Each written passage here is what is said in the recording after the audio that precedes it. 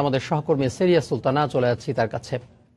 সেলিয়া, Tamim, United হাসপাতালে একটু আগেই আমরা জানতে পেরেছি যে বিশেষ করে আমরা জানাজা এবং মরদেহ রাখা হবে কিনা এই বিষয়টি জানতে চেয়েছিলাম, এবং চলচ্চিত্র পরিচালক চলচ্চিত্র সমিতি থেকে যে বিষয়টি আমাদেরকে জানানো হয়েছে, নায়ক রাজ্জাকের যে মেঝো ছেলে বাপ্পি সে লন্ডনে আছে এবং তিনি আসার পরে হয়তো আগামীকাল বা পরশু যদি তিনি আসেন সেক্ষেত্রে আসলে তখন হয়তো সিদ্ধান্ত নেওয়া হবে কখন নাগাদ আসলে জানাজা হবে এবং কখন নাগাদ আসলে তাকে দাফন করা হবে। তবে যদি বাপ্পি এক্ষেত্রে আসতে না পারেন বা কোনো ধরনের যদি তিনি আসার ব্যাপারে ঘাটতি দেখা দেয় সেক্ষেত্রে আসলে আগামীকালই আসলে সিদ্ধান্ত নেওয়া হবে, যে আগামীকালই তাকে দাফনের সিদ্ধান্ত নেওয়া হবে। সেক্ষেত্রে হয়তো আগামীকালই এফডিসিতে নিয়ে যাওয়া হবে, সর্বস্তরের মানুষের জনগণের সাধারণ মানুষের শ্রদ্ধা নিবেদনের হয়তো ব্যবস্থা করা হবে। এই বিষয়গুলোও কিন্তু আমাদেরকে এরই মধ্যে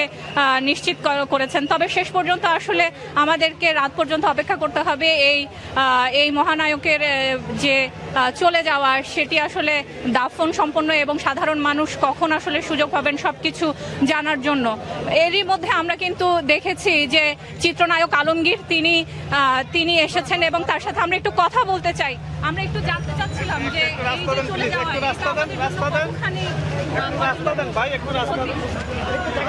আমি জানি না, কিচ্ছু জানি না, বলতে পারবো না।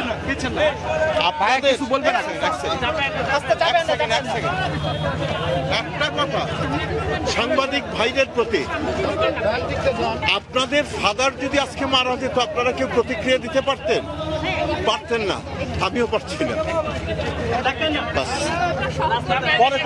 পরে কথা বলবো আজকে।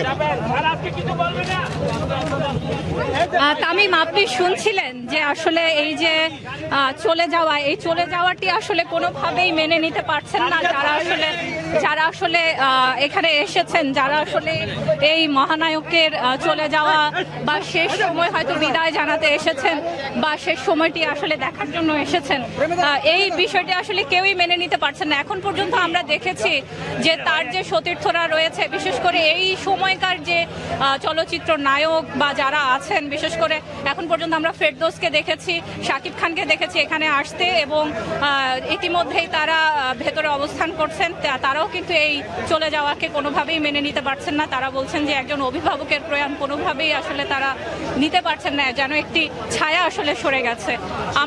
আমারও তুমি বাবা ছিলেন, আমাদের সবারই, বলে শেষ করা যাবে না। বাট আপনাকে দেখে আমাদেরও একই পরিমাণ কষ্ট, আপনার রক্তক্ষরণ আমাদেরও রক্তক্ষরণ। এটা মানে আপনারা তার আত্মার মাগফিরাত কামনা করেন, তার জন্য দোয়া করেন। এখন আমরা সবাই দোয়া করছি, দোয়া করা ছাড়া আমাদের হাতে আল্লাহর কাছে দোয়া করেন, তাকে মাফ করে দিক। আপনারা সবাই মাফ করে দেন, তার জন্য দোয়া করেন। বাপ্পি ভাই আসার পরে কি কোনো সিদ্ধান্ত হবে? মানে এটা আমরা রাতে ডিসিশন জায়গাটা খালি করে দেয় ভাই।